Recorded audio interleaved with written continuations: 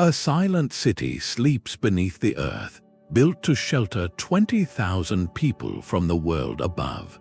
This is not a legend, but a real metropolis carved from stone, a breathtaking testament to what humans will build to survive.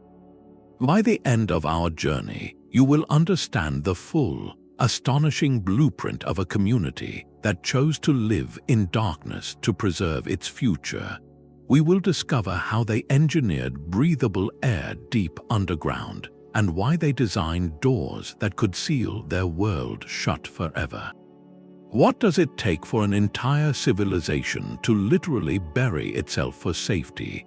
That horizon, once a promise of dawn, could become a line of dust and steel in a matter of hours. For the people of ancient Anatolia, the sight of an approaching army was not a distant historical concept. It was a recurring seasonal terror, as predictable and devastating as a plague of locusts. The ground itself would tremble with the march of legions or the thunder of nomadic cavalry sweeping down from the steppes. Life on the surface, with its fertile fields and open villages, was a precarious existence. Your home, your harvest, your very family could be erased in a single raid. This constant, looming vulnerability forced a radical shift in thinking. If safety could not be found across the land, perhaps the only direction left was straight down. Archaeologists like Dr. James Osborne, who study these regions, describe this not as paranoia, but as a calculated survival strategy born from relentless pressure. We are talking about an era spanning centuries where empires like Rome clashed with regional kingdoms, where religious shifts created new fault lines, and where nomadic groups moved with formidable force. The landscape of modern-day Turkey, particularly Cappadocia, became a living chessboard of conflict. For a community facing such existential threats, the monumental labor of carving a hidden city was a logical, if staggering, investment in their future. It was the ultimate insurance policy. The catalyst was not a single battle, but the grinding, ever-present possibility of loss. The threat was so overwhelming, so total, that the only conceivable solution was to become invisible. To literally remove your entire society from the sightline of the world. This profound, collective decision, born from a deep-seated need for preservation, is what transforms the idea from a simple shelter into a subterranean metropolis. It makes you wonder, with the shadow of that fear so clearly cast, how did they even begin to tackle the engineering nightmare of housing 20,000 souls in the dark earth? The ambition itself seems to defy the very fear that created it. The rock itself had to be a perfect partner in this desperate act of concealment. Teams of planners and stoneworkers would have walked the valleys, their hands pressed against cliff faces, searching for a very specific type of canvas. They needed stone that was soft enough to carve with basic tools, yet firm enough to hold the weight of entire neighborhoods stacked above it. They found their answer in a geological gift, a formation of volcanic tuff. This rock, born from ancient ashfalls compacted over millennia, has a consistency similar to a hard cheese. You can dig into it with relative ease, but once exposed to air, it subtly hardens, forming walls that are remarkably stable. A geologist would describe it as a friable yet cohesive stone, ideal for sculpting. This wasn't just about finding a place to hide, it was about finding a material that could become a home. Every decision was a balance between immediate survival and long-term viability. The site had to be close enough to surface springs and farmland to sustain life during peaceful times, yet its entrance had to be invisible from any major trade route or vantage point. Often, the only clue would be a discreet ventilation shaft disguised amongst boulders, or a well shaft that dropped away into profound darkness. The initial chisel strike into that soft tuff was the first commitment to a blueprint that existed only in their collective vision. They weren't just digging a hole, they were mapping a city. They had to plan for streets that wouldn't collapse, for districts that could house families, for communal spaces, and for the unglamorous but vital systems of waste and water flow, all before a single room was fully excavated. This foundational choice, this marriage of strategic secrecy and geological opportunity, reveals the profound foresight at play. They were thinking in terms of generations, not just emergencies. And with the location sealed in stone, the true test of their ingenuity began, because a city of 20,000 cannot simply hold its breath. The blueprint for this hidden world was a masterpiece of foresight carved directly into the living rock. Think of it not as a single sprawling cavern, but as a vertical, layered metropolis, a kind of inverted skyscraper designed with one overwhelming priority: communal preservation. Ancient planners visualized a three-dimensional hive where every level served a distinct and vital purpose, creating a society that could function for months, completely detached from the sunlit world above. At the very top, just beneath the surface, were the frontier outposts. These upper chambers served as the interface with the outside, used for workshops, temporary animal pens, and the initial staging areas when danger first appeared. They were the most accessible and also the most expendable. Descending deeper was the city's vibrant heart, the middle levels. Here, winding passages opened into family dwellings, communal kitchens, churches with beautifully arched ceilings, and even wineries with carved fermentation vats. This was the neighborhood, the space for daily life, worship, and social connection amidst the profound quiet. And at the very bottom, in the deepest, most secure bedrock, lay the city's vital organs, the lower levels housing the immense water wells, vast granaries for food storage, and the final sealed chambers meant as an ultimate refuge. Connecting this entire vertical world were steep staircases and narrow sloping passages that functioned as main arteries. Archaeologists studying sites like Derinku, you have mapped these networks, revealing a layout of astonishing sophistication. A central main street tunnel would branch off into residential districts, much like a surface city, but with a critical defensive feature: massive, circular stone doors. These could be rolled into place from the inside, isolating entire sections in minutes. This hierarchical design was the cognitive map of survival, ensuring that if invaders breached the upper gates, the community could retreat deeper, sealing layer after layer behind them, protecting their food, water, and people in the secure core. It was a city designed to be consumed from the top down, sacrificing its outer layers to save its heart. But a master plan of stone is meaningless without the elements that sustain life itself. A sealed city of thousands would suffocate or thirst within days without solutions as ingenious as its architecture. A sealed city is a silent city, but silence can quickly turn to suffocation. The greatest threat to 20,000 people living deep underground was not invasion, but the very air they would breathe. In the absolute stillness of the rock, without circulation, the air would grow heavy with moisture and stale from exhalation, creating an environment where fires could not burn, lamps would sputter out, and a deep, lethargic fog would settle over the entire population. The architects of this subterranean world understood this invisible danger with perfect clarity. Their solution was a masterpiece of environmental engineering, a network of hidden lungs for the city. Dozens of ventilation shafts, some descending over 100 feet from the surface, were carved with meticulous precision. From above, these shafts were masterfully disguised, appearing as natural fissures in the rock, dry well heads, or simple holes among the boulders, completely invisible to any searching army. Each shaft was a lifeline. Environmental engineers studying these structures note they functioned on elegant principles of passive airflow. The temperature difference between the cool, constant earth and the warmer, fluctuating surface created a natural convection current. Cooler, denser air would sink down the shaft, displacing the warmer, stale air inside the chambers, which would then rise and escape through other vents. This created a gentle, continuous draft, a breath for the entire metropolis. The placement was a science in itself.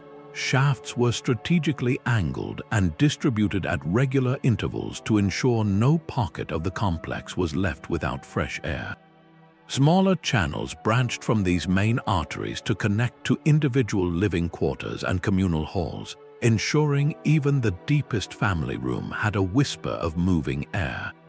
This system did more than prevent suffocation. It regulated humidity, prevented the buildup of condensation that could weaken walls, and kept the atmosphere clear for lamps and cooking fires. In places like Derinkuyu, these shafts showcased brilliant multifunctional design. A single vertical tunnel could serve triple duty, its upper section acting as a discrete air vent, its midpoint functioning as a communication tube where voices could carry between levels, and its bottom reaching an underground water source, acting as a protected well.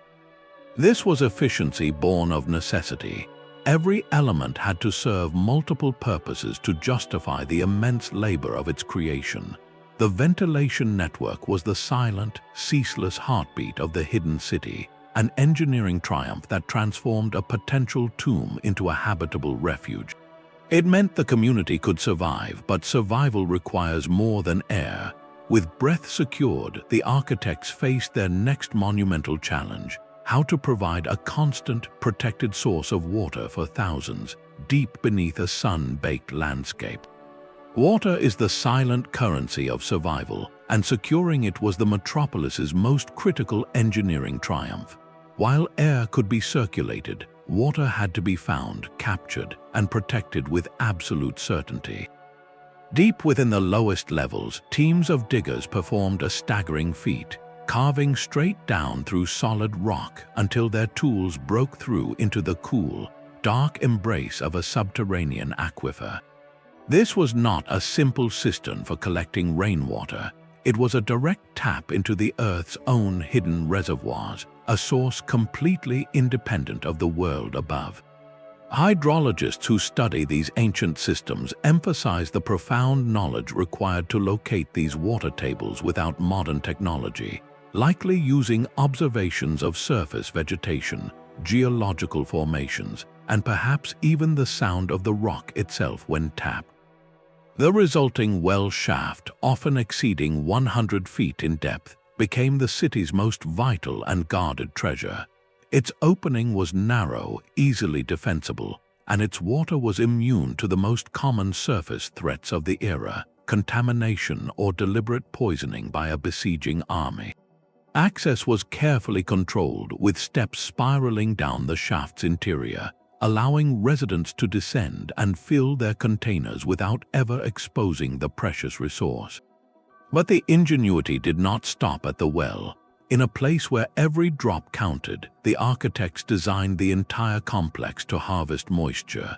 They carved intricate networks of shallow channels along walls and across ceilings, guiding the natural condensation that formed on the cooler rock surfaces into collection basins. These moisture traps, often lined with a thin layer of clay to prevent seepage, captured water that would otherwise be lost, supplementing the main supply. Larger, carved pools acted as central storage reservoirs, with distribution channels ensuring that even the upper levels had access. This holistic hydrological system transformed the underground city into a truly self-sufficient ecosystem. With a constant, protected water source and methods to reclaim even the humidity from the air, the community could theoretically withstand a surface siege not just for months but for years. This mastery over the fundamental elements of air and water provided the foundation for long-term habitation. Yet, a city cannot live on water alone. The true measure of its endurance would be written in its granaries, in the silent, dark stores that held the food to keep 20,000 people alive through an indefinite winter of hiding. The true measure of a city's endurance is written not in its walls, but in its silent larders, deep within the lowest, coolest bedrock, far from the reach of sun or siege, lay chambers of quiet abundance, the granaries. These were not simple storage closets, but vast, cathedral-like spaces dedicated to a single purpose, outlasting time itself.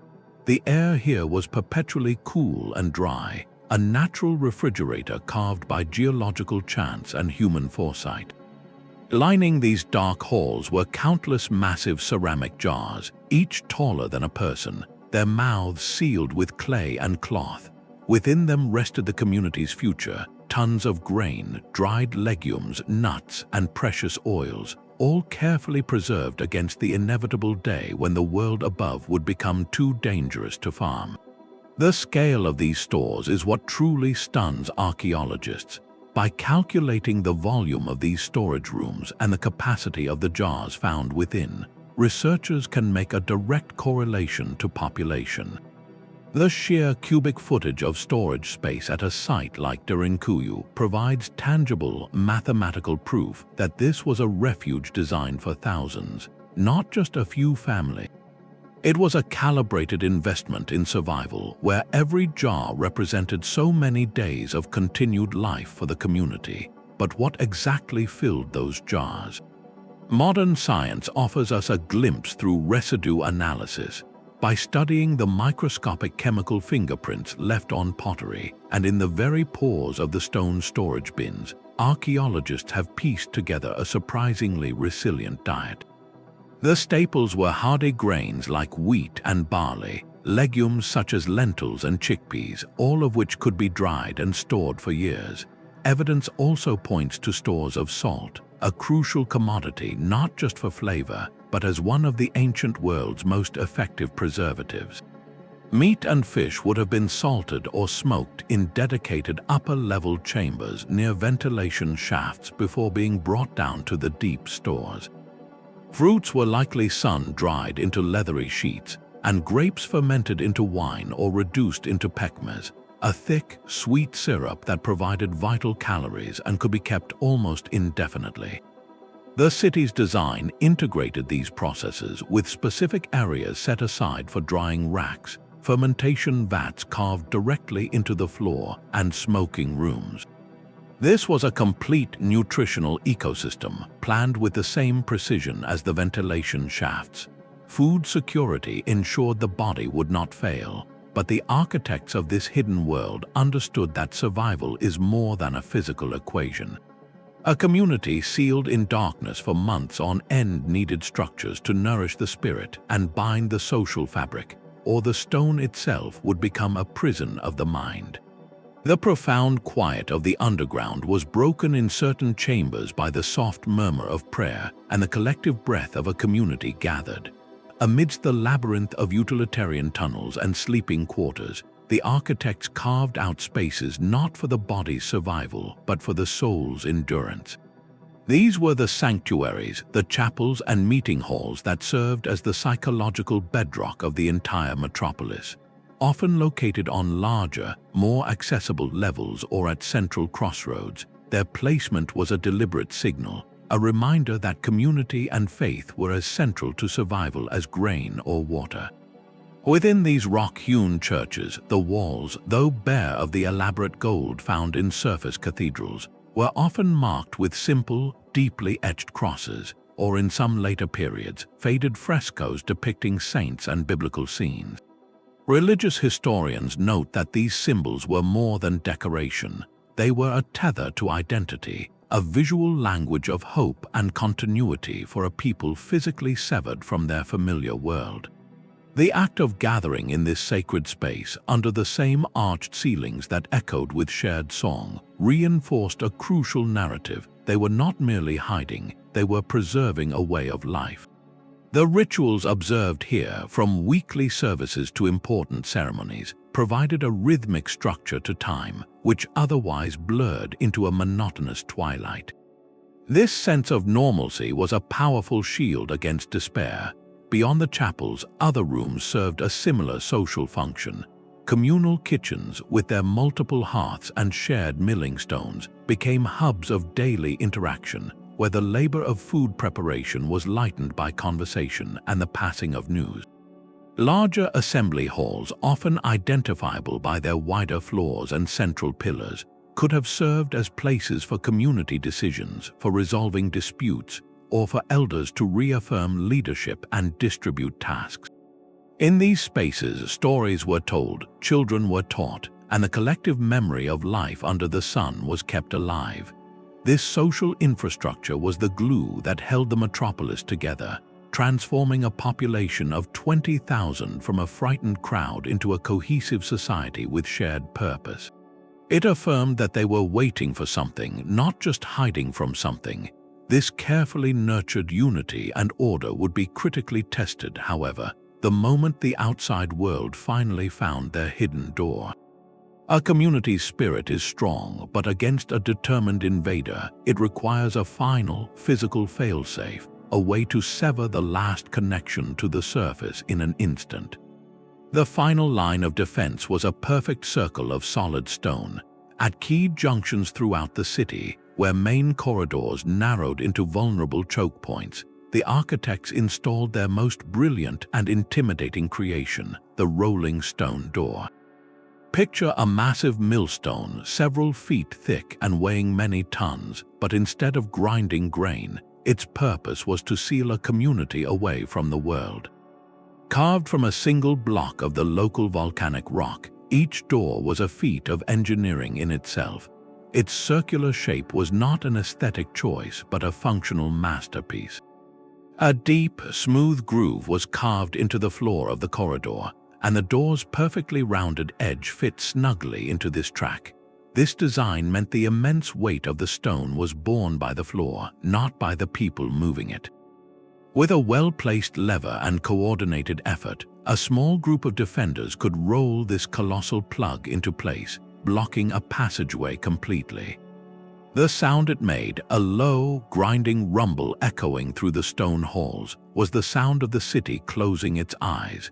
Military historians studying ancient fortifications point out the sheer psychological and physical genius of this design.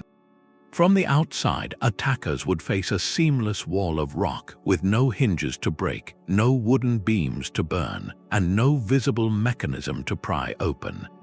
It presented an obstacle that was, for all practical purposes of the time, absolute. The doors were placed with strategic coldness. They could isolate entire levels or sectors, allowing the community to retreat in stages, sacrificing the upper districts while protecting the vital lower depths where the food, water, and people were concentrated. But the rolling doors were just the final, dramatic seal in a layered system of passive defense. The approach to every major door was itself a gauntlet.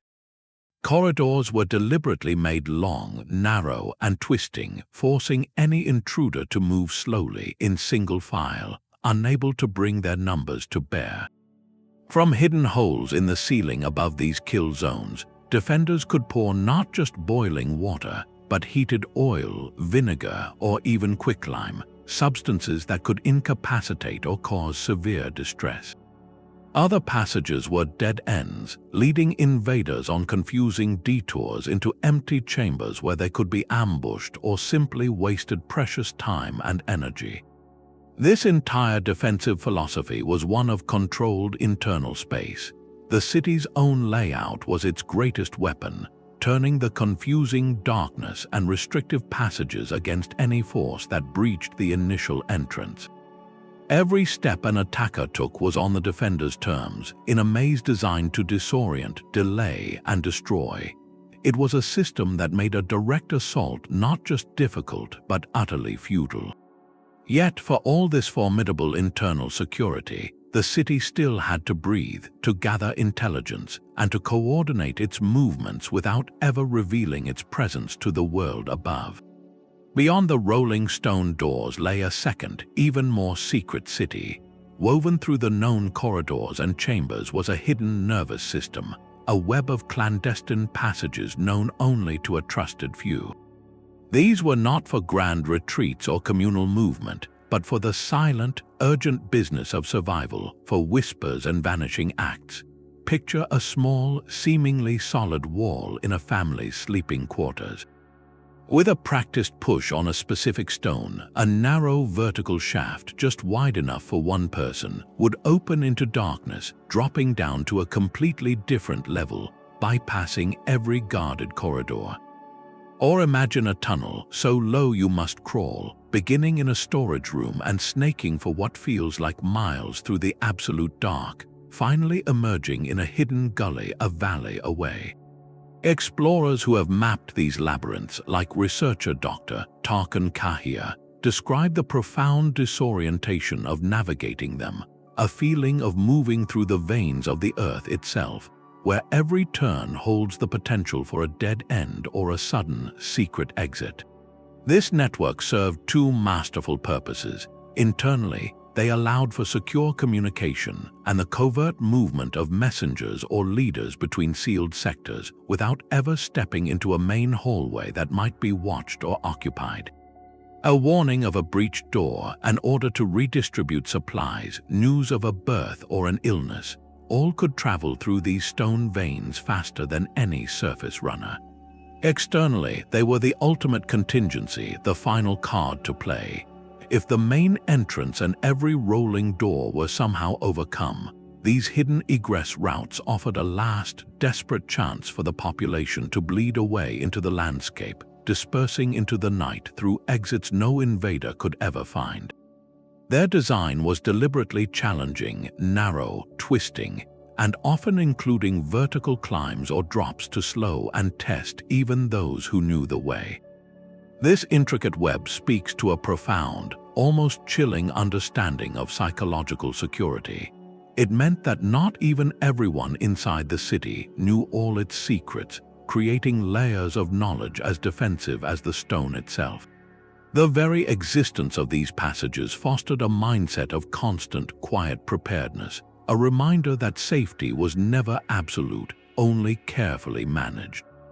And as we trace the paths of these final escape routes, our hands brushing the same walls theirs did, we begin to find the quiet, personal echoes of the people who built this world, the objects they left behind in the dark.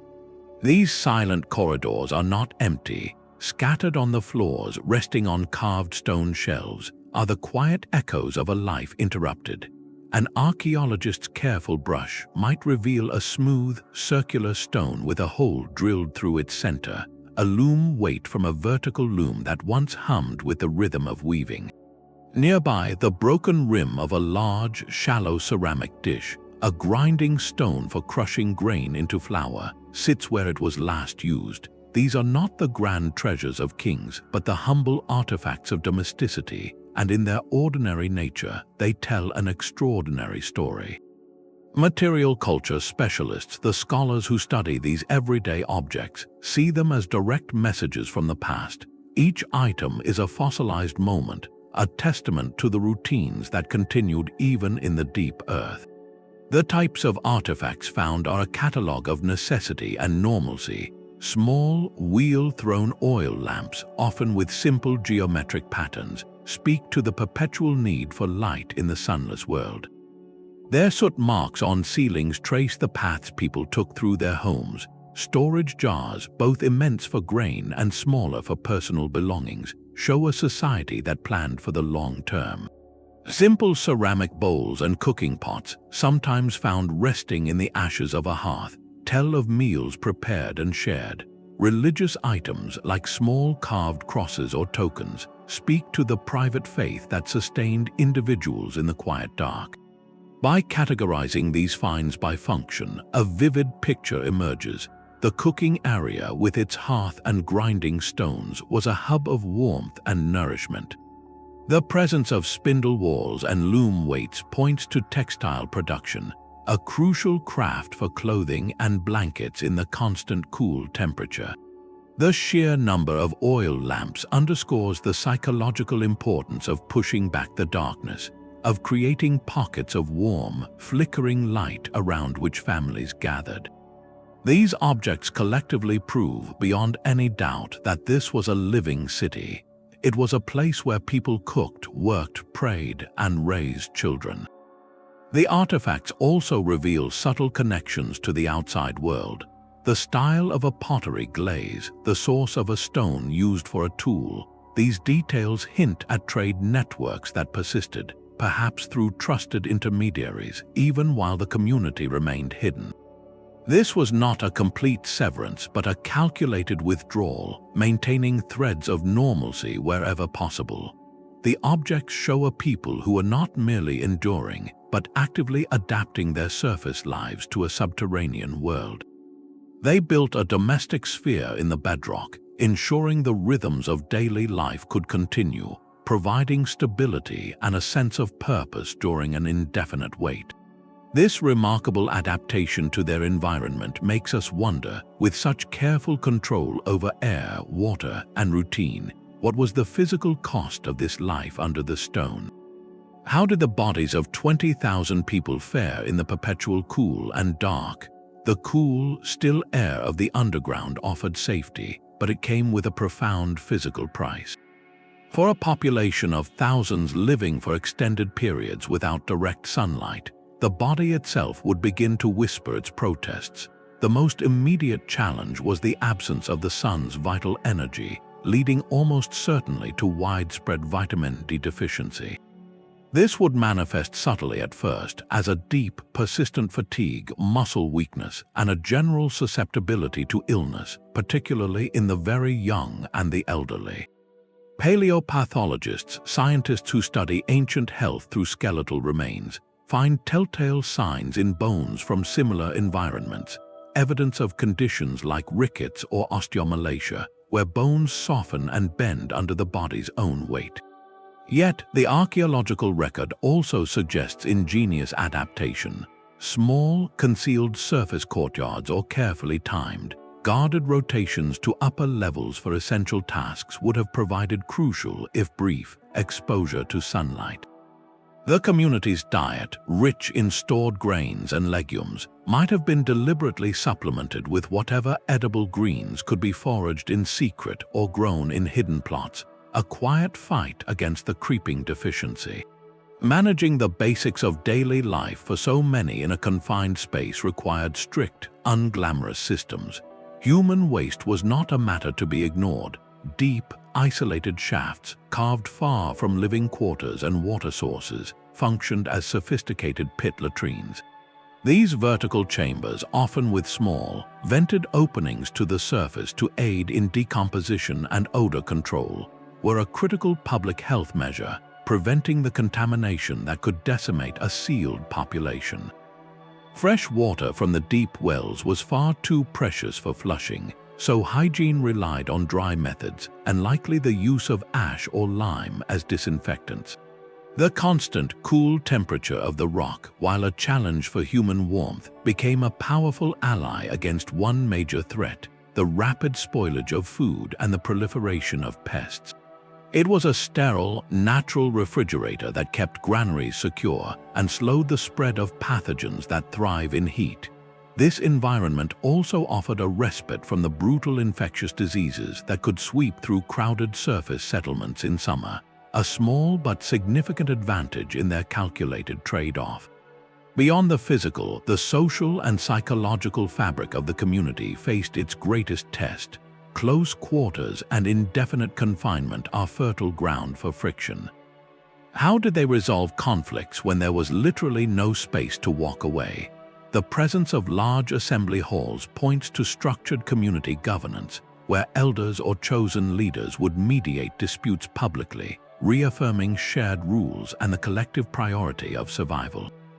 Rituals took on heightened importance. The birth of a child in the dim lamplight would have been a powerful symbol of hope, a commitment to the future, while the passing of a member presented a profound logistical and spiritual challenge. Evidence from other underground sites suggests dedicated resting places, often in sealed side chambers or in lower levels set apart from daily life, showing a continued reverence and need for ceremonial practice even in extremity. The psychological strain of confinement, the longing for the open sky and the horizon, must have been a quiet, constant hum in the background, It was mitigated by the rigid structure of daily routine, by the comfort of faith in the rock-hewn churches, and by the unspoken bond forged through shared sacrifice. This was life reshaped by necessity, a society that traded the boundless sky for the security of stone, mastering their environment while negotiating its costs. This reality forces us to look past the engineering and ask the most human question of all: who exactly were the people willing to make such a monumental choice? What culture, under what precise shadow, committed itself so completely to the earth? A single, weathered cross is etched into the stone beside a sealed doorway. This simple mark is one of the few signatures the builders left behind, a silent clue in a city that otherwise whispers its origins. The identity of the architects who carved this metropolis is one of history's most compelling puzzles, a debate that divides archaeologists and reshapes our understanding of why it was built.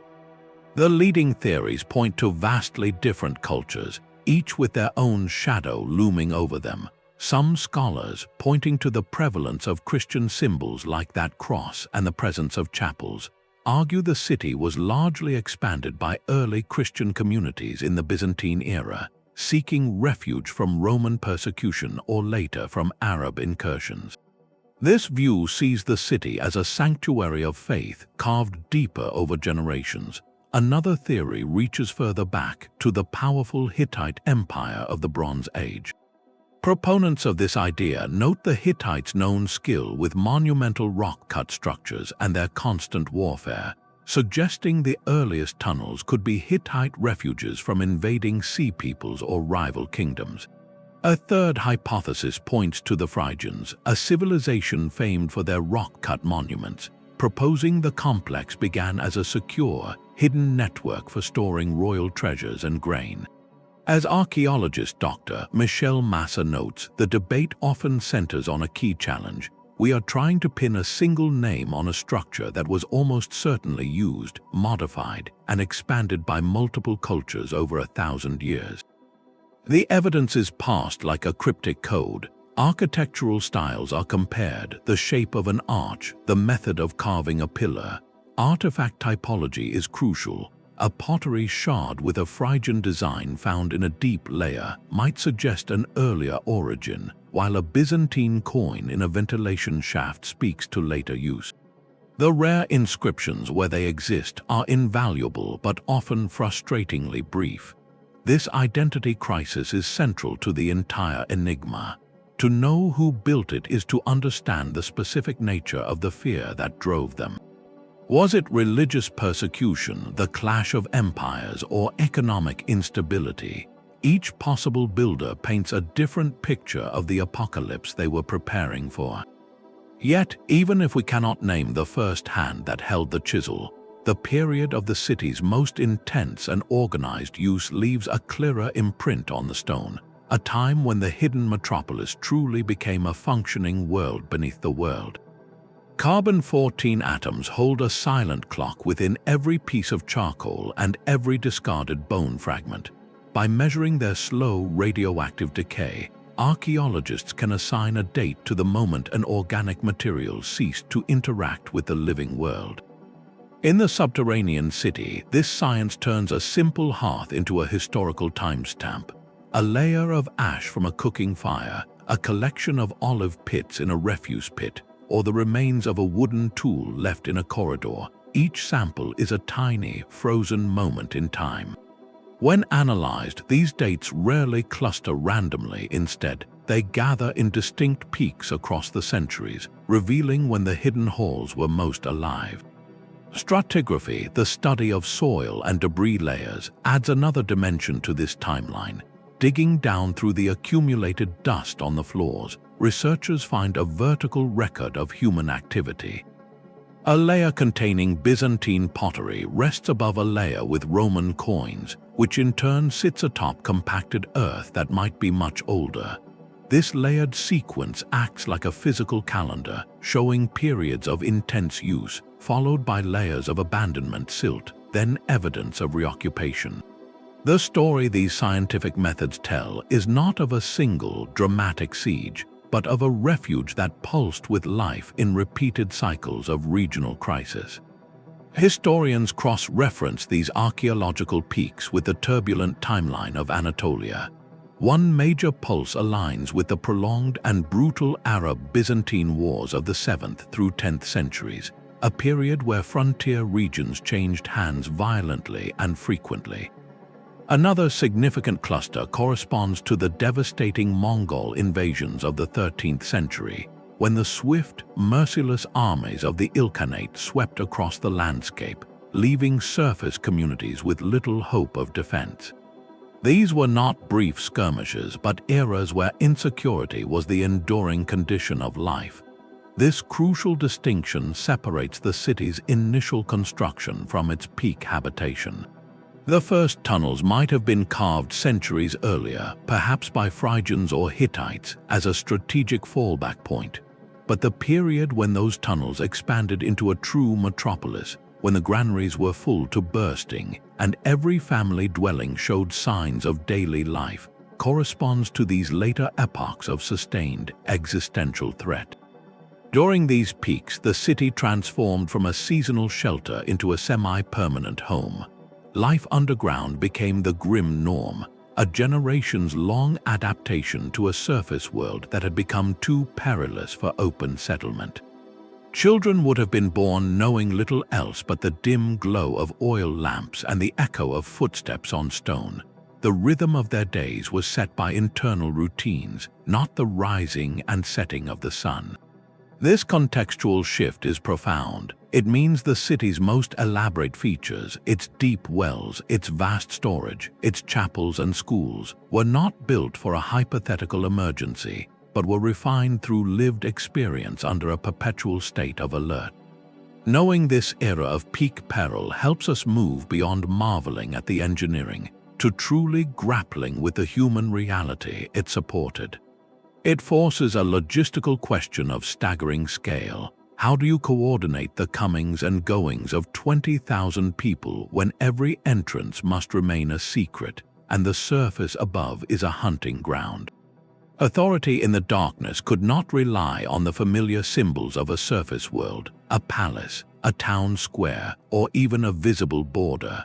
For 20,000 people living under immense stress in a confined space, social order was not a luxury. It was the thin, vital line separating a functional refuge from a chaotic tomb. The sheer logistics of survival demanded a governance system as meticulously engineered as the ventilation shafts. Without clear leadership and universally accepted rules, disputes over a jug of water or the noise from a neighboring family could escalate, fracturing the community from within just as external threats loomed above.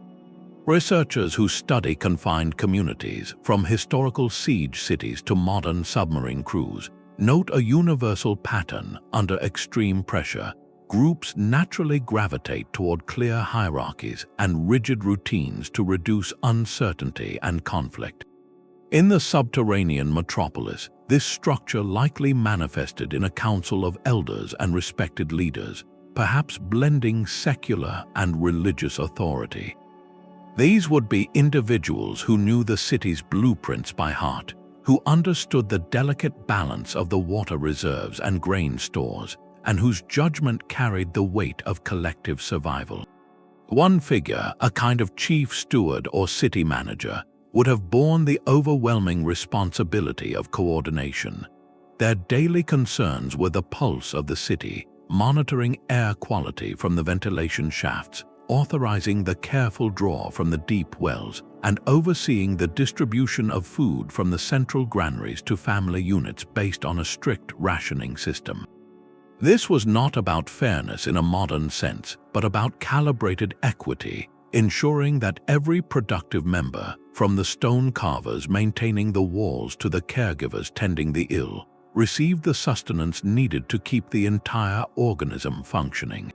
The rules governing daily life would have been starkly pragmatic.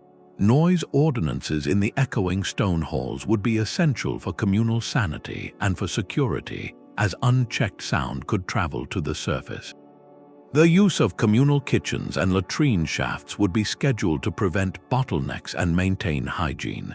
Waste disposal, light allocation for oil lamps, even the times for drawing water, all operated on a shared, non-negotiable timetable. Enforcement of these rules could not rely on a standing police force, an unsustainable luxury. Instead, authority was likely reinforced through intense social pressure and the profound mutual dependence of every individual on the system. Transgressions that threatened the common good, like hoarding supplies or compromising a secret entrance, would be met not just by a council's judgment, but by the collective disapproval of the entire community, a powerful force in a world where belonging was synonymous with survival. This internal order, this quiet, relentless administration of darkness, had one ultimate purpose: to prepare the population for the moment all their planning was put to the test. It was the calm, practiced drill before the real alarm sounded, the seamless transition into a state of absolute secrecy known as the lockdown. The distant, rhythmic clang of a metal hammer against a hidden stone plate echoed down the ventilation shafts, a sound that turned every heart to ice. This was not the signal for a drill. It was the real alarm sent by lookouts perched in camouflaged observation posts high on the ridges, their eyes having caught the first glint of distant armor or the telltale dust cloud of an approaching force. In that moment, the entire purpose of the subterranean metropolis snapped into sharp, urgent focus. A controlled, practiced panic would ripple through the community. There was no time for debate, only for the execution of a sequence rehearsed for generations. Families did not scramble in chaos, they moved with a grim efficiency born of preparation. Pre-packed satchels of essentials kept ready by every doorway were slung over shoulders. Children were gathered, the elderly were assisted, and with a quiet urgency, the population began to flow downward, following color-coded markings on the walls or the guidance of sector wardens toward their pre-assigned deep-level districts. Above them, in the key corridors, teams of defenders took their positions at the massive rolling stone doors. With coordinated heaves on long levers, they set the great stone discs rumbling along their grooves, the grinding sound a definitive punctuation mark sealing away the world of light. Secondary entrances, hidden gullies and disguised cave mouths, were secured from the inside with locking bars and piles of loose rubble, making them indistinguishable from natural rockfalls. Within hours, the city would achieve total occlusion, a living organism withdrawing completely into its stone shell. Insights from modern disaster preparedness studies underscore the brilliance of this protocol. The difference between survival and catastrophe in a crisis often hinges not on supplies alone, but on the clarity of the plan and the population's familiarity with it. The citizens of this underground world had drilled for this moment since childhood, transforming a potentially paralyzing emergency into a series of automatic, life-saving actions.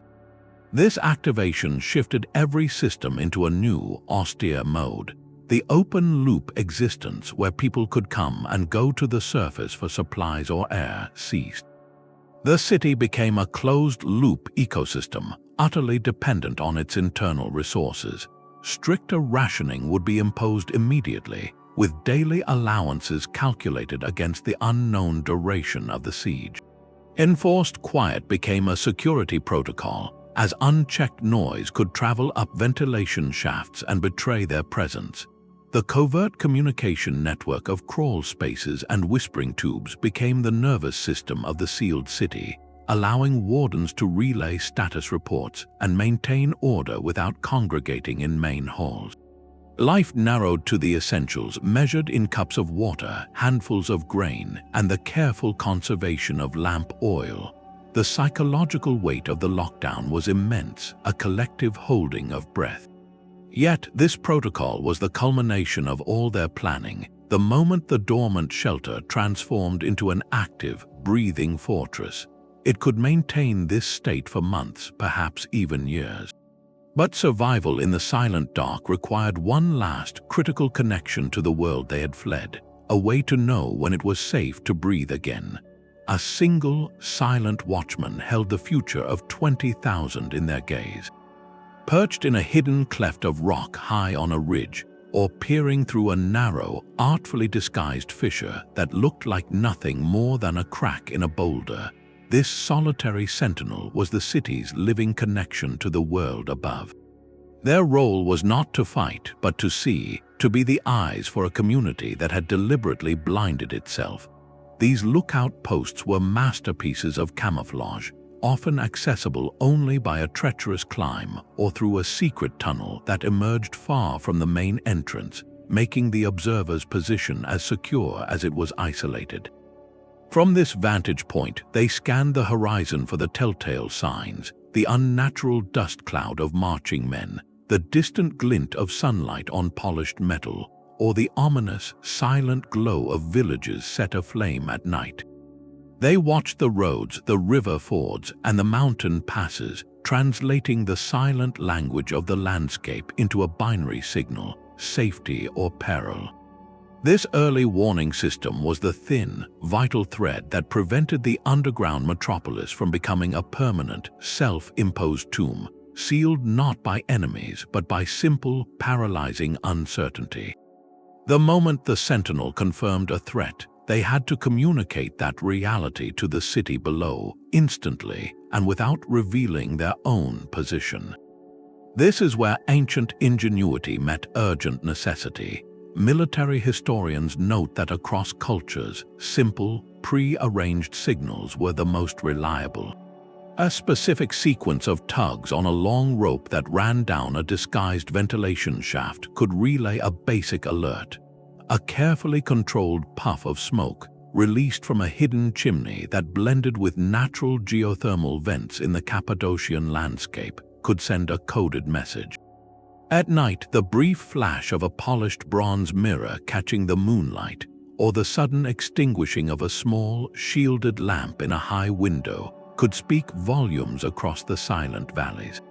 These methods were brilliant in their simplicity. They conveyed essential information without sound, without movement, and without leaving any lasting evidence for a searching enemy to find. Once the initial alarm was received by guards stationed just inside the uppermost levels, a faster, more detailed chain of communication would activate. A runner, often a young, agile person who knew the secret tunnel network by heart, would be dispatched through a crawl space to gather more specific intelligence from the lookout or from other hidden observation points. Was it a small raiding party or an entire army? Were they moving toward the valley or passing by? This filtered intelligence was the most precious commodity in the city, more valuable in that moment than gold or grain. It was rushed to the Council of Elders and the Chief Steward, whose every subsequent decision, from the depth of the lockdown to the rationing of supplies, hinged on its accuracy. This flow of information worked in both directions. During a prolonged lockdown, the lookouts became the city's only window, monitoring not just for lingering enemies, but for the return of normalcy. They watched for the resumption of bird calls at dawn, for the reappearance of distant shepherds' fires on the hillsides, for the slow, cautious return of traders to distant roads. The decision to end a lockdown and re-emerge was arguably more perilous than the decision to seal the doors. Emerging too soon could lead the community straight into an ambush. Waiting too long could exhaust critical supplies and strain the social fabric to its breaking point. Therefore, the re-emergence was a meticulously staged process, a slow reversal of the lockdown protocol. First, a single, trusted scout would be sent out under cover of darkness through the most hidden exit, tasked with verifying the Sentinel's reports at ground level. They would move with extreme caution, checking for signs of recent occupation, listening for the sounds of a camp, and perhaps even making discreet contact with a trusted surface ally. Only upon their safe return with a confirmed all clear would the next phase begin. The massive rolling stone doors would remain sealed, but small work parties might be allowed into the upper levels to begin airing out chambers and assessing surface conditions. Finally, if the scouts reported sustained peace over several days, the great doors would groan open, and the population would begin its cautious return to the light, blinking in the sun, their world having been held in suspended animation for weeks or months. This delicate dance of watching, waiting, and verifying was the final, critical strategy, ensuring that their monumental act of hiding would always have a purposeful end. It guaranteed they were preserving a life to return to, not just escaping a death from above. And with the community safely emerged, the great stone doors rolled back into their recesses. The city would enter its next phase, one of quiet maintenance, waiting silently for the day the horizon once again turned hostile. The decision to seal the great stone doors was never meant to be permanent. Generations had practiced the careful choreography of retreat, always with the understanding that sunlight waited on the other side of the emergency. Yet, for the subterranean metropolis, there came a final lockdown from which the community never fully returned. The story of its abandonment is not one of a single dramatic exodus, but a slow, quiet fading, a whisper gradually swallowed by the silence of the stone. Imagine the last family to gather their belongings from a dwelling on the third level, their oil lamp casting long shadows on walls that would not see light again for centuries. They would have climbed the steep stairs for the last time, perhaps glancing back at the empty rooms before rolling the final interior door partly closed but not sealed. They left not in fear but in deliberate choice, moving their lives permanently back to the surface world. Why would a society abandon such a monumental investment in survival? Historians and archaeologists propose two compelling and possibly interconnected theories. The first is a story of hope, a gradual abandonment born from lasting peace. As the geopolitical tides of Anatolia shifted, perhaps with the consolidation of the Ottoman Empire bringing a period of unprecedented stability to the region, the existential threat that justified the city's existence simply evaporated. When generations pass without the sound of the alarm hammer, the immense labor of maintaining the vast underground network begins to feel less like a necessity and more like a burden. The cool, dark rooms, once a sanctuary, could come to be seen as a primitive reminder of a harsher past. People naturally gravitate toward the sun, toward open fields and breezy courtyards. The city may have been slowly depopulated over decades, its functions outsourced to the vibrant surface villages growing above it, until one day, the last keeper of the lower well simply did not return. The second theory is more geological, a sudden severance. The very volcanic tuff that made the city possible also sits in a seismically active region. A powerful earthquake could have done in moments what no invading army ever achieved, collapsing critical entrance tunnels or blocking the vital ventilation shafts and water access. Geological surveys of the Cappadocia region show clear evidence of major seismic events in the historical period. Such a catastrophe would not necessarily have caused loss of life if the city was only lightly occupied at the time, but it would have rendered the entire complex inaccessible or impossibly dangerous to restore. The cost of clearing hundreds of tons of collapsed rock without knowing if the structural integrity remained may have been too great for a population that no longer felt an urgent need for the refuge. The truth likely blends both narratives, a gradual decline punctuated by a final geological coup de grace that made the decision to leave irrevocable. With its doors sealed by dust or choice, the city did not vanish from memory but transformed into legend. For later civilizations like the Ottomans, the mysterious openings and deep, cool chambers they occasionally stumbled upon became practical resources, perfect for seasonal storage of perishable goods like potatoes or lemons, or as secure stables for animals. Its original purpose faded into the realm of local folklore, a story of a hidden city told to children, its precise location often forgotten. Its modern rediscovery was almost always accidental, a moment of sheer surprise. A farmer plowing his field in the 1963 feels his hoe catch on nothingness and watches as the dry soil gives way to reveal a dark, seemingly bottomless shaft descending into the earth. A homeowner renovating his cellar in 1965 knocks through a wall and finds not more earth, but a corridor stretching away into darkness. These chance discoveries reignited the city's story, not as a legend, but as a tangible, breathtaking piece of human history waiting to be understood. The abandonment, therefore, was not an ending but a long pause. The city fulfilled its ultimate purpose. It preserved its people until they no longer needed its protection, and then it retreated into the landscape, holding its secrets close until a new era was ready to listen. The wall crumbled not into more plaster and stone, but into a profound and echoing darkness. In 1963, a resident of Nevşehir, simply intending to renovate a room in his home, struck a blow that would reverberate through history. His hammer did not hit a solid foundation, but instead broke through into a void, a hidden corridor that sloped away into the cool, silent earth. This was no cellar. As he peered into the gloom with a trembling lantern, the beam of light failed to find a far wall, revealing only a tunnel carved with clear, intelligent purpose.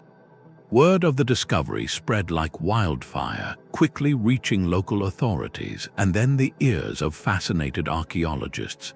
This chance event was the key that finally unlocked the door to a world long relegated to local legend.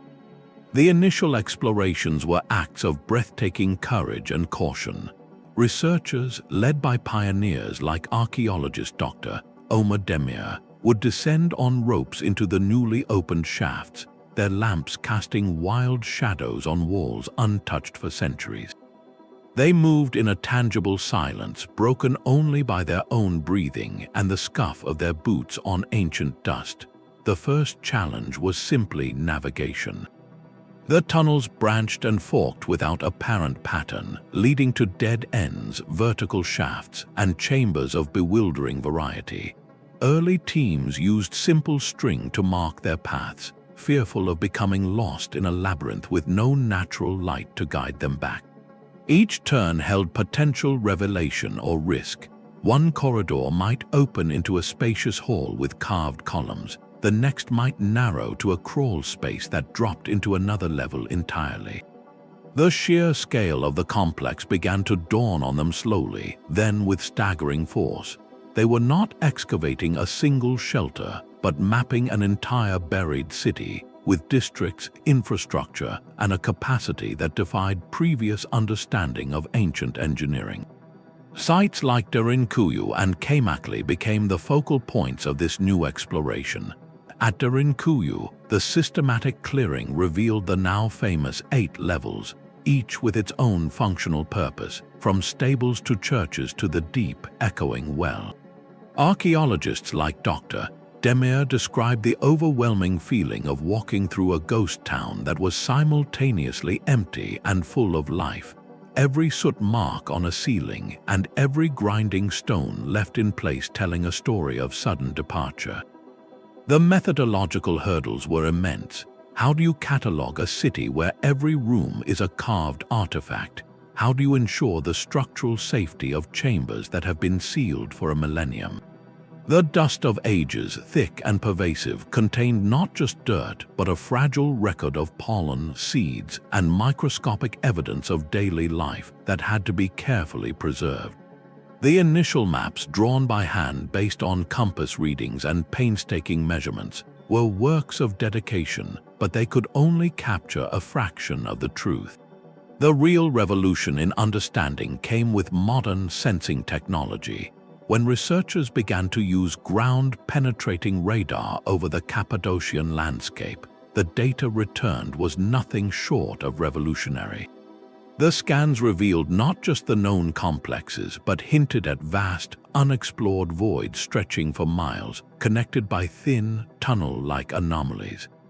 It suggested that the breathtaking city of Derinkuyu, which could house 20,000, might itself be merely one district in a colossal, regional subterranean network, a hidden country beneath the soil.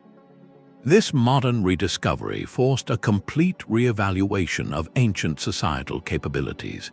It was no longer a question of if they could build such a thing, but how they coordinated such a monumental, multi-generational project without the blueprints and machinery we rely on today. Yet, with this awe-inspiring access comes a profound new challenge.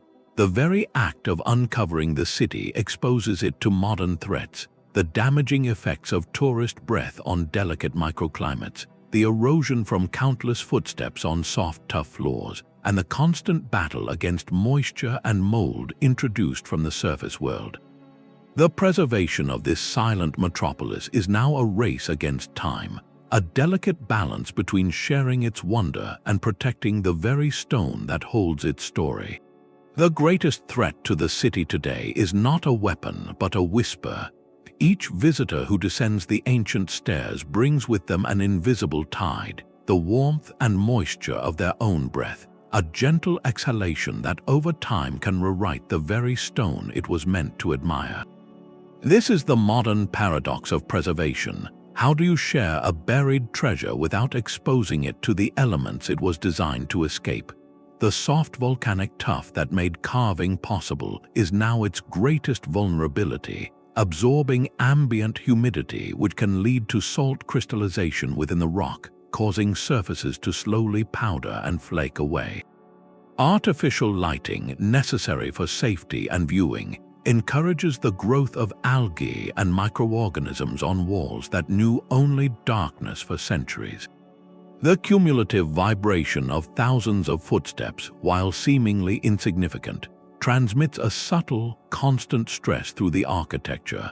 Site managers and UNESCO advisors describe this as a race against a silent, pervasive clock. Their strategies are a blend of ancient wisdom and cutting-edge science. Visitor pathways are now strictly controlled along reinforced routes, preventing access to the most fragile chambers.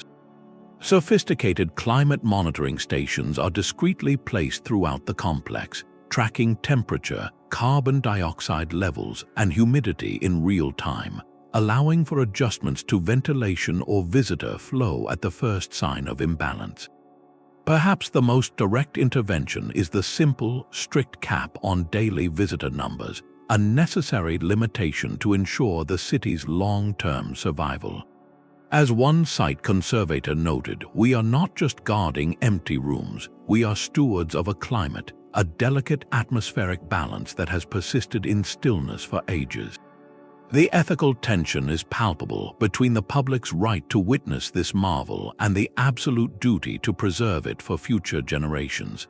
It is a lesson in loving a place to death, where every photograph and moment of awe, if left unchecked, contributes to an incremental erosion. This challenge connects Derinkuyu to a global family of vulnerable sites, from the painted caves of Lascaux to the tombs in Egypt's Valley of the Kings, all grappling with the consequences of their own discovery. The city, which once sealed its doors against the chaos of the world, now must manage a different kind of invasion, one of admiration and curiosity. This ongoing battle for preservation forces us to see the metropolis not as a static museum piece, but as a living, breathing historical document that continues to react to our presence, compelling us to ask what our own legacy will be upon its stone. The silent city beneath Cappadocia is not a solitary wonder, but one brilliant note in a global symphony of stone. Across continents and cultures, when faced with overwhelming threat, the human instinct to seek refuge in the earth has carved itself into the very bedrock of our history. Consider the magnificent cliff dwellings of Mesa Verde in North America, where entire ancestral Puebloan communities built their homes into sheer canyon walls, not on the ground but within it, lifting themselves above danger and into defensible alcoves. On another continent, in the sun-baked hills of Tunisia, The people of Matmata crafted entire subterranean courtyards and rooms, creating cool, hidden homes that blended seamlessly with the desert landscape to escape the harsh climate and potential conflict. These are not isolated curiosities, but parallel solutions to a universal problem. Archaeologists who study these sites, like Dr. Jody Joy, note a fascinating pattern. When safety cannot be found across the horizon, humanity consistently looks downward, transforming the ground from a foundation into a fortress. This global perspective allows us to categorize these ingenious refuges by their primary purpose. Some, like the Cappadocian metropolis or the cliff palaces, were designed for permanent or long-term habitation, complete with all the infrastructure of a full society. Others served a seasonal or situational role, like the ancient underground qanats of Persia, which were primarily water channels but could become emergency shelters during raids. A third category exists for purely ritual or ceremonial spaces, such as the sacred kivas of the Pueblones, which were built partially underground to connect with spiritual realms, showing that the act of descending held profound cultural meaning beyond mere defense. The similarities in defensive thinking are striking, from narrow, easily blocked entrances to internal water sources and concealed ventilation. Yet the differences are equally telling, shaped by local geology, climate, and the specific nature of the threat, whether it was raiding parties, invading armies, or an unrelenting sun. This comparative view does not diminish the achievement of our central metropolis, but elevates it. It reveals that the drive to carve safety from the living rock is a profound and recurring chapter in the human story. From the high deserts of the Americas to the valleys of Anatolia and the sands of North Africa, we see a shared blueprint of resilience. This recurring ingenuity, born from pressure and perfected over generations, speaks to a fundamental adaptability. It shows that when the surface world becomes untenable, we do not simply surrender, we reimagine our relationship with the earth itself, building new worlds in the quiet dark below. This legacy of subterranean innovation is not locked in the past. Its principles of sustainable design, passive climate control, and community-focused planning continue to whisper to architects and thinkers today, offering timeless lessons in how to live in balance with and within our planet. The cool, breathable air of the ancient city was not just a marvel of survival, but a masterclass in passive design. Today, architects and engineers seeking sustainable solutions are looking back at these principles with renewed respect. The natural convection currents that refreshed the underground metropolis, driven by the temperature difference between the Earth and the surface, are a foundational concept in modern green architecture. This approach, sometimes called biomimicry, involves learning from nature's time-tested patterns and strategies. Contemporary buildings now incorporate atriums that act as thermal chimneys, drawing cool air from lower levels and venting warm air out through the top, much like the ancient ventilation shaft. Underground parking garages and subway stations use similar passive stack ventilation to manage air quality without relying solely on energy-intensive mechanical systems. One architect noted that studying these ancient sites is humbling, reminding us that the most elegant solutions often predate electricity by millennia. The city's efficient use of vertical space is another echo in modern thought. Its multi-level organization, with specific functions assigned to different depths, directly parallels concepts for future subsurface habitats. For missions to Mars, where surface radiation is deadly, plans for colonies involve building down, not just up. Engineers at space agencies openly discuss the lessons from historical underground settlements, particularly in creating stable, long-term living environments that maximize space and minimize resource expenditure. The ancient builders' understanding of how to excavate stable rooms in soft volcanic rock informs modern civil engineering in urban tunneling projects, where preventing collapse in similar substrates is a daily challenge.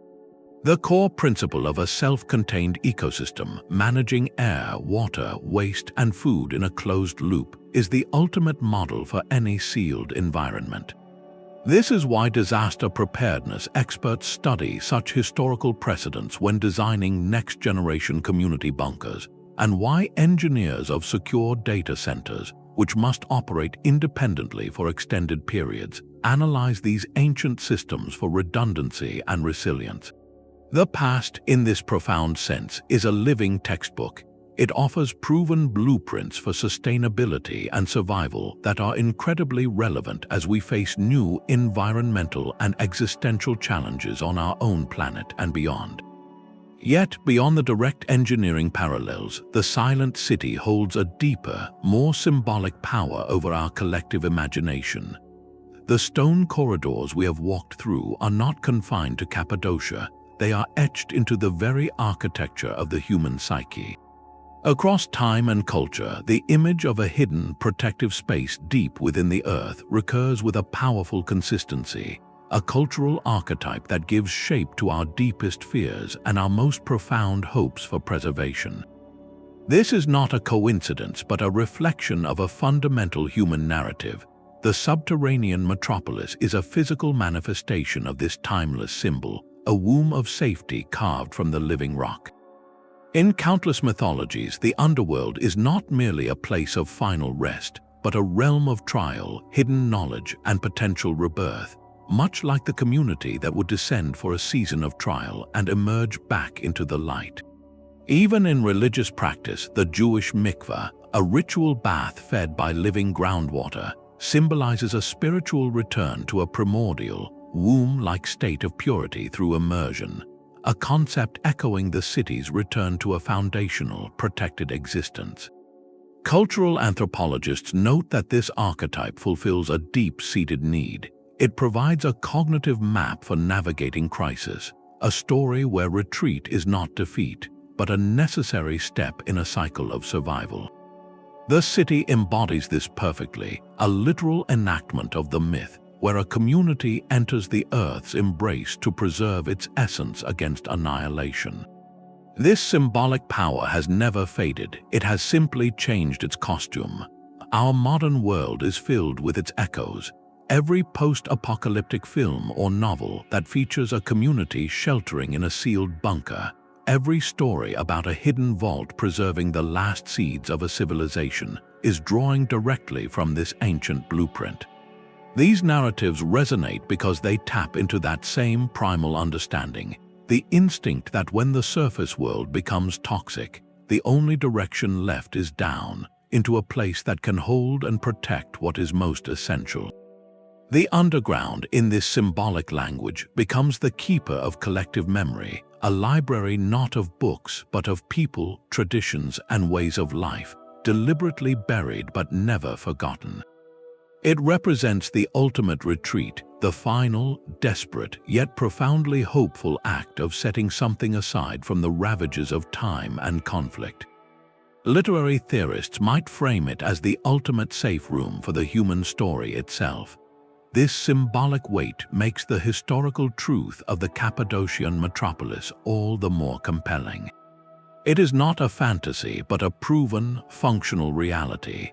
The existence of such a place validates the archetype, showing that what we imagine in our myths and our fiction, we are also capable of building when pushed to the very edge. It raises profound, quiet questions about human nature. Does this recurring dream of a hidden refuge reveal an inherent pessimism, a preparation for the worst? Or does it, perhaps more accurately, demonstrate an unshakable optimism, a stubborn faith that something is always worth saving, and that we possess the ingenuity to build a vessel to carry it through the storm? The city stands as a monument to that resilient duality, to the fear that drives us to hide, and to the hope that inspires us to build a world capable of waiting out the darkness. This hidden city is a mirror held up to the very soul of humanity. Its silent halls reflect a profound and unsettling duality, our immense capacity for creation, forged directly in the crucible of our deepest fears. To stand within it is to witness the full spectrum of the human condition, from the desperate urge to survive at any cost, to the breathtakingly cooperative effort required to make that survival meaningful. The 17th century philosopher Thomas Hobbes famously described the natural state of humankind as solitary, poor, nasty, brutish, and short, a life of perpetual conflict where every individual is against every other. The initial impulse to flee underground seems to validate this grim view, a stark admission that the surface world had become, at least temporarily, a Hobbesian nightmare. Yet, the city itself is a living rebuttal to that idea. Its very existence is a monument not to solitary struggle, but to radical, intricate cooperation. The planning alone required a shared vision spanning generations. The labor of carving out a space for 20,000 required a social contract of staggering complexity, where individual effort was willingly surrendered to a collective goal. No single person could have built the well, the ventilation shafts, and the granaries. It was a project that demanded trust, specialized skills, and an unwavering commitment to a common future. This reveals a more nuanced truth about human nature under pressure. While fear may be the catalyst, the response it triggers is not necessarily a descent into chaos, but often a crystallization of order and altruism. The meticulous rationing systems, the designated caregivers for the ill and elderly, the shared sacred spaces, all point to a community that chose to uphold its values even in the darkest of places. They were not just preserving their lives, they were preserving their culture, their rituals, their very identity as a people. This forces a difficult but essential question: is the city ultimately a monument to fear or to hope? The answer is that it is an inseparable alloy of both. The fear was real and tangible, the dread of loss that drove them into the earth, but the hope was equally tangible, carved into every storage jar filled with grain, every chapel arch, every safety protocol rehearsed. It was the hope that their children would know a better world, the hope that their way of life would endure, the hope that the sun would be worth returning to. This duality is the city's most powerful legacy. It shows that our darkest moments can sometimes summon our most brilliant light, that the instinct to preserve can be as powerful as the impulse to destroy. It forces us to ask ourselves, what do we value so deeply that we would go to such lengths to protect it? What aspects of our own culture, our knowledge, our relationships, would we deem worthy of such a monumental effort to save? The city provides no easy answers, only a silent, stone testament to the fact that when pushed to the edge, humans have repeatedly chosen to build arcs, not just weapons. They chose to safeguard the future, and as we sit with that profound reflection, the practical mind returns to the stone itself, to the physical mysteries that researchers are still piecing together today, the unanswered questions that keep the story alive. A sealed corridor disappears into absolute blackness, its end swallowed by the stone.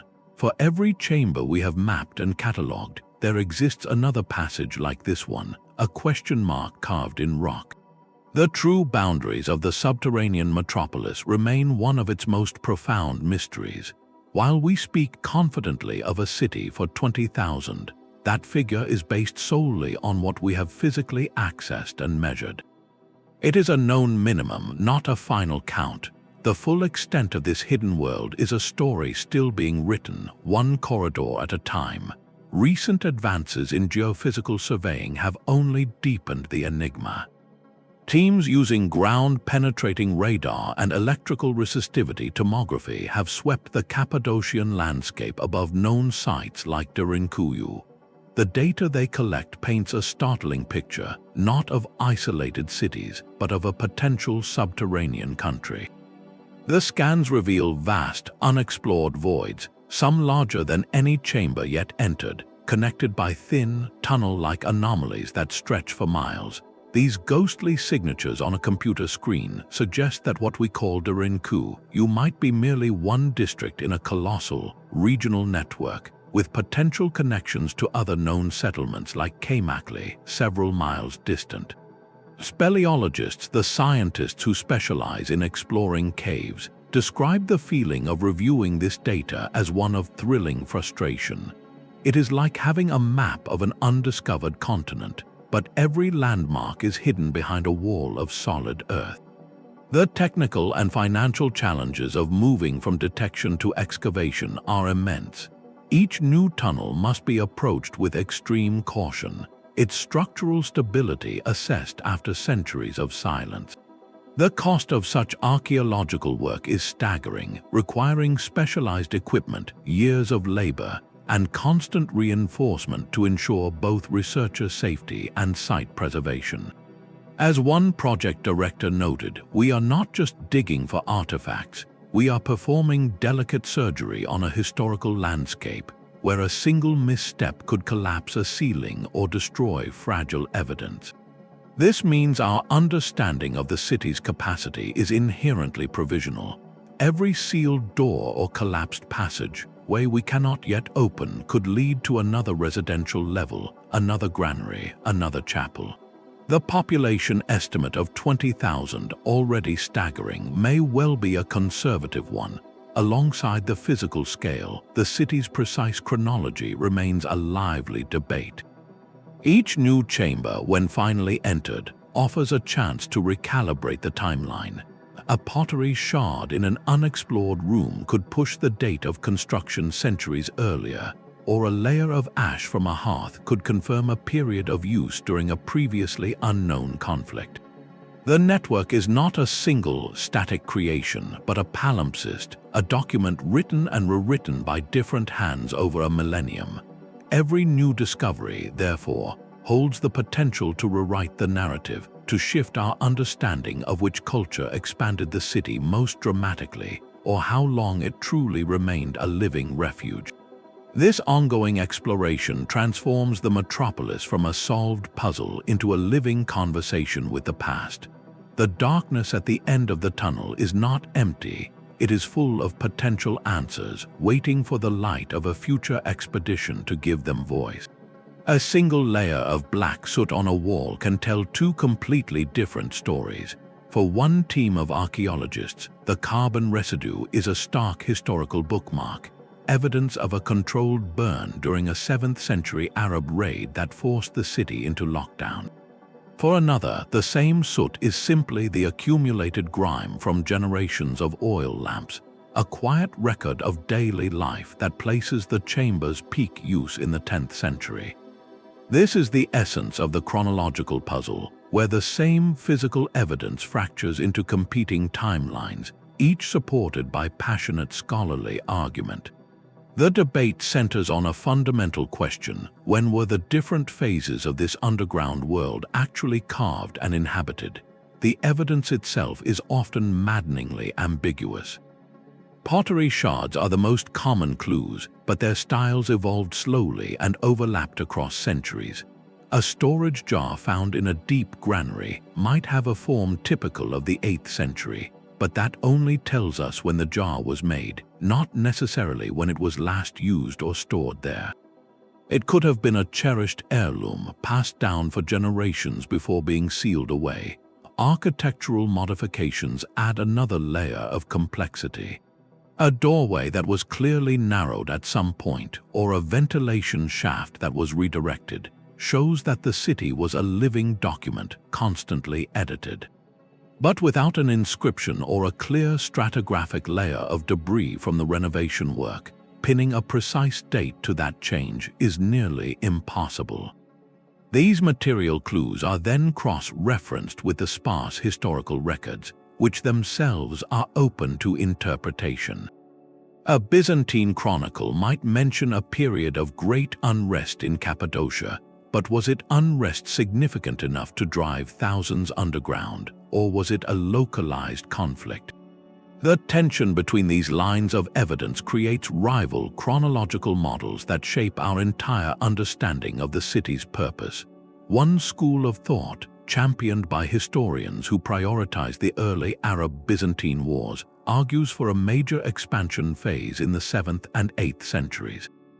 They point to the strategic necessity and the engineering sophistication, suggesting a large, organized state-like entity was behind the work. Another group, focusing on artifact typology and regional settlement patterns, sees the 10th and 11th centuries as the true era of metropolitan-scale habitation, a response to a different wave of conflicts and perhaps even internal societal pressures. Listening to experts from these different schools discuss the same corridor is to witness the scientific process in its most vibrant form. It is a healthy, necessary controversy. These are not mere academic squabbles, they are rigorous attempts to listen to a story told in whispers. Solidifying the timeline is absolutely crucial because it directly answers who the people were and what specific shadow they were hiding from. Knowing whether the city reached its peak in the 7th century or the 11th changes the historical villains, the cultural context, and the very nature of the fear that echoed in those halls. It determines whether we connect this refuge to the rise of Islam, the chaos of the Mongol invasions, or the slow fragmentation of the Byzantine frontier. Each chronological model paints a different portrait of the community within, making this debate the key to giving names and faces to the silence. While scholars passionately debate centuries past, the city faces a relentless and very modern countdown, one measured not in years, but in the slow, steady damage inflicted by the world above it. The greatest threat to the city now is not an army, but a drip of water. Modern dangers form a slow-motion siege, a quiet assault from the very world the city once withdrew from. This new peril is environmental, born from changes on the surface that the ancient architects could never have anticipated. Intensive agriculture in the region has altered the water table, and chemical fertilizers seep down through the porous rock, carrying moisture and salts into chambers that have been dry for a millennium. This rising dampness is a silent disaster, causing the soft tuff to slowly crumble and encouraging destructive microbial growth on surfaces that were once sterile. Conservation scientists monitoring the site describe a constant battle against these invisible forces, noting that a single season of unusual rainfall can set preservation efforts back years. The solution is not as simple as sealing the rock, as that would disrupt the delicate atmospheric balance that has preserved the city for so long. Instead, teams work to manage the landscape above, collaborating with local farmers to implement less intrusive agricultural practices and installing sophisticated drainage systems to divert surface water away from sensitive areas. Alongside water, the very ground now transmits a different kind of threat: vibration. Nearby road construction, new building projects, and even the steady rumble of increased tourist buses send subtle shockwaves through the earth. To the human ear, it is merely background noise, but to the delicate architecture of ceilings and pillars that have stood in perfect stillness for centuries, it is a form of relentless, low-grade stress. Structural engineers use laser monitoring systems to detect the most minute shifts in the walls, measuring movements smaller than a millimeter. This data is crucial, as it provides the evidence needed to argue for traffic rerouting or construction limits in the buffer zones around the site. The threat is not always so gradual, however. The risk of direct human damage, from theft of loose artifacts to the heartbreaking defacement of walls with graffiti, requires a different kind of vigilance. While major theft is rare due to security, the temptation for a visitor to pocket a small, seemingly insignificant piece of stone is a constant concern, as each fragment is a piece of the historical record. Site managers speak of the profound sadness when a new scratch or spray-painted mark is discovered on an ancient wall, an act that vandalizes not just stone, but a story that belongs to all of humanity. This ongoing battle frames preservation as an active, international endeavor. It is no longer enough to simply discover and document, we must actively defend. This means continuous environmental monitoring, investing in community education so local residents see themselves as the site's guardians, and fostering global partnerships that provide both funding and expertise. The work is a testament to a new understanding that protecting such a place is a forever project, demanding as much ingenuity and cooperation as its original construction did. It forces us to reconsider our relationship with fragile history, moving from passive observation to active stewardship. This shift in perspective naturally leads us to ask how we can apply the profound lessons of this ancient metropolis to the challenges of our own time, not as a blueprint for hiding, but as inspiration for building resilient and sustainable communities in plain sight. A digital ghost now walks the silent corridors, its footsteps leaving no mark on the ancient dust. The future of this subterranean past lies not only in preserving the stone, but in recreating its essence with perfect fidelity through technology. Specialists in digital heritage are pioneering a revolution, using three-dimensional laser scanners that sweep across every surface, capturing billions of data points to construct a flawless digital twin of the entire complex. This is more than a map. It is a living replica where every chisel mark, every soot stain, and every subtle slope of a floor is recorded with millimeter precision. The resulting model is immortal, a backup of history itself, immune to the slow decay that threatens the physical site. With this digital foundation, the possibilities for exploration become boundless. A researcher in Tokyo can don a virtual reality headset and stand in the central ventilation shaft, looking up at a pinpoint of light 100 feet above, experiencing the scale and vertigo in a way no photograph could ever convey.